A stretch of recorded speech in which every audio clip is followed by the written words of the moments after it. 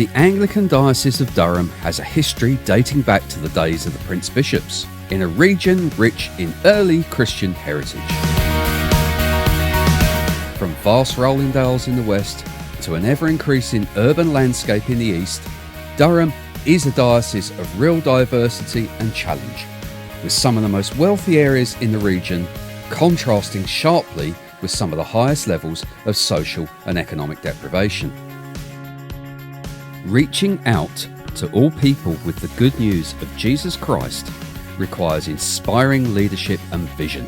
Your Parish Share directly enables this work to be realised in all our communities.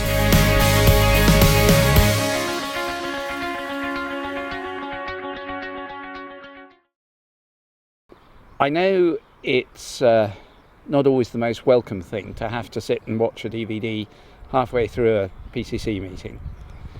And the reason I'm doing this is to try and communicate a very big change that we're making, which I hope will happen in all kinds of different areas of our life as a diocese. Bishop Justin, why do we need to collect Parish Share? The Church of England's pretty well the only organisation of the churches that has people in every single community right across England, without exception.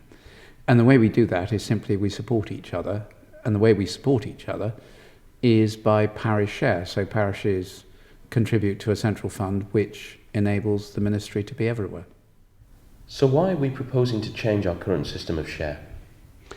Because the old system isn't working. You know, the old saying, if it isn't broke, don't fix it. Well, if it is broke, don't leave it. At the moment, almost half the parishes really struggle to meet their share. Last year, I think about 46% of parishes didn't pay their share in full. That's not a sustainable position. It's got to be something that isn't a weight and a tax on people, but is an offering of generosity out of their sense that God's given them a lot, and they want to give a lot in return in response to that. So what we're going for is basically turning it on its head. I mean, people in this diocese are generous, they're responsible, they're Christian, and historically over the last 20 years we've moved from the money for the diocese coming from London and the church commissioners to coming from the parishes.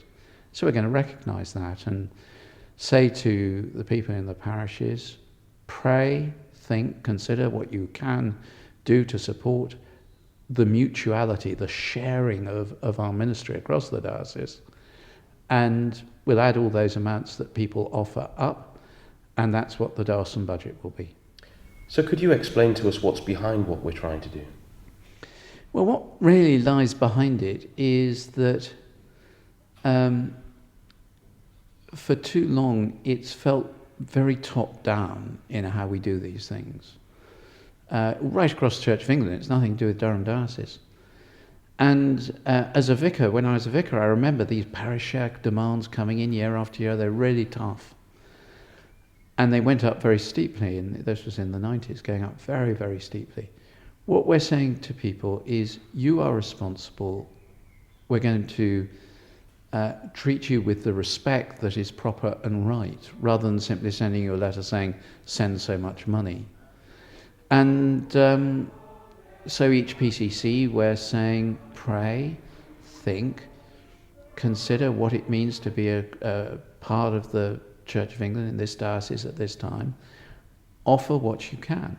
And that's what's going to come. I mean, people will pay what they can and feel that God is calling them to pay. We encourage them to be generous and open-handed, and that's what the diocese will receive.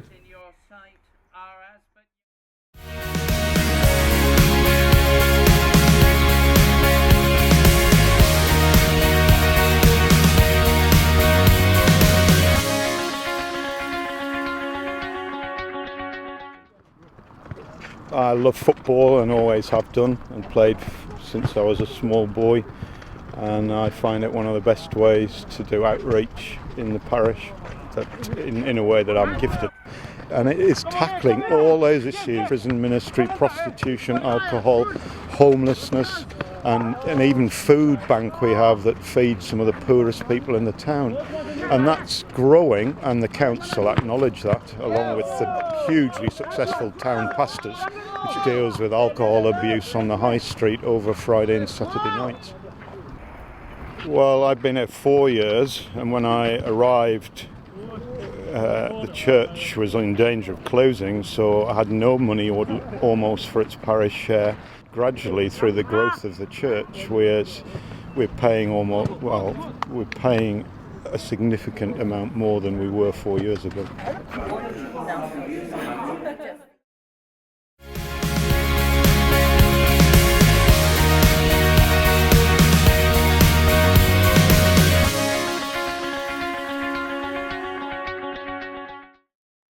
As you can see, it's absolutely beautiful up here, and every day I thank God that I can live under this beautiful big sky.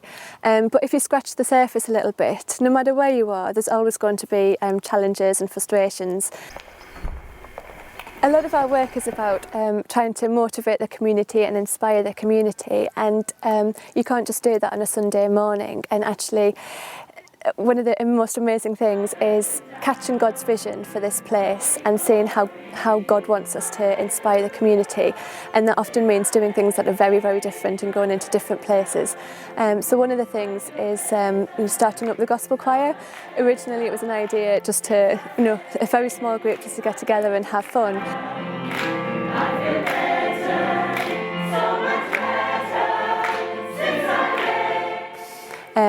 A lot of them said, this is church for me, this is worship for us. And that in itself is just truly amazing, because when we formed, there's about 25 of us now, and I would say most of them, when we first formed, never stepped into church on a Sunday morning or on a Sunday evening, had very little connections with, Sunday morning congregation. But they've all said that through choir, their faith has come alive.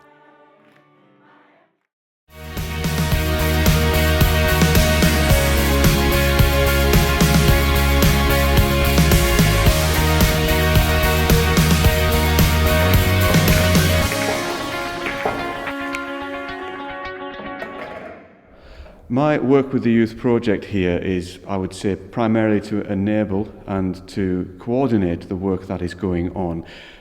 We have a very varied and diversified children's ministry on the go here. We cater for children from preschool all the way through, and the youth group was very much seen as a way of extending the work that we'd already begun towards a group of young people that otherwise may have missed out. Young people that I work with that have started from 11 years in the youth group continue with me until they turn into young volunteers. I suppose having the support of Gary and some of the congregations, it's hugely important for me, because as a youth worker I'm a bit of a lone soldier sometimes, because I'm the only paid worker here and everybody else rely on people's goodwill, so they're all volunteers. Really, without the Parish Share, I wouldn't be able to be here at all. Without that resource, there wouldn't be the provision for clergy to be in the parishes at all, would there? That's at its most basic level, I suppose. But the fact that the Parish Share has also enabled us to access all kinds of diocesan resources is also greatly valued. Certainly the youth worker and children's working teams of the resources unit at Carter House and such forth have been very helpful to helping us focus our mission and ministry here.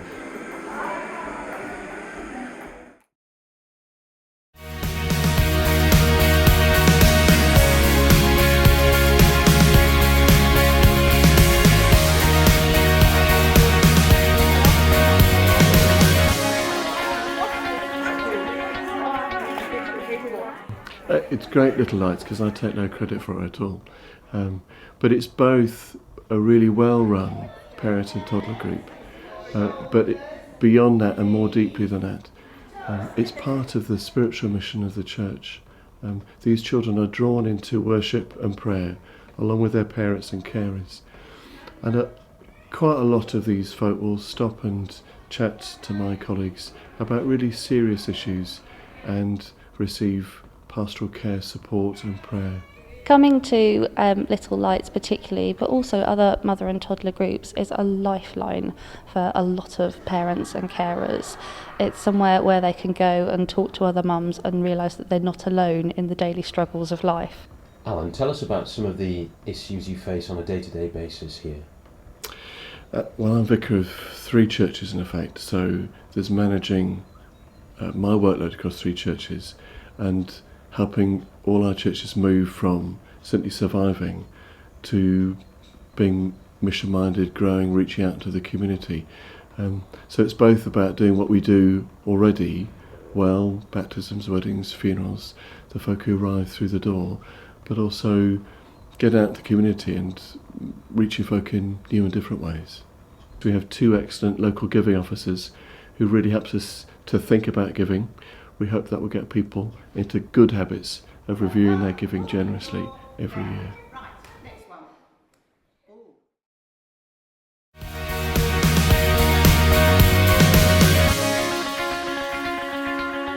The deep challenge for us is that in our generation, for the first time probably in the history of the Church of England, we're really having to pay for the living church. Most parish clergy know that the current parish share system is broke and therefore it needed to be changed, mainly because it just felt like a tax.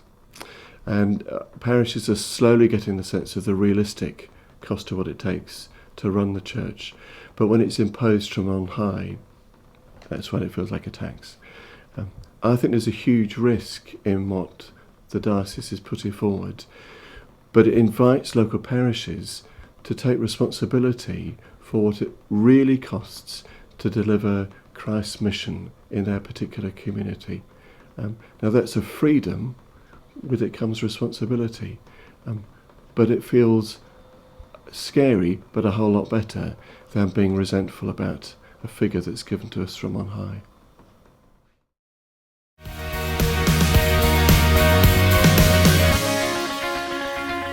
So what do you do now?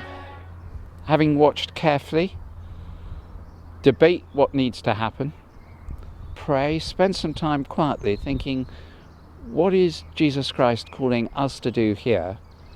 And then take a good decision that you know is right in your conscience, in your heart, and in the service of Christ.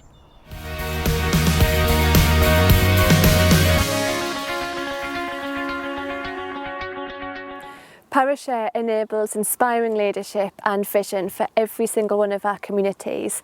It enables God's kingdom to shine in every corner of our diocese, and without it we would really struggle.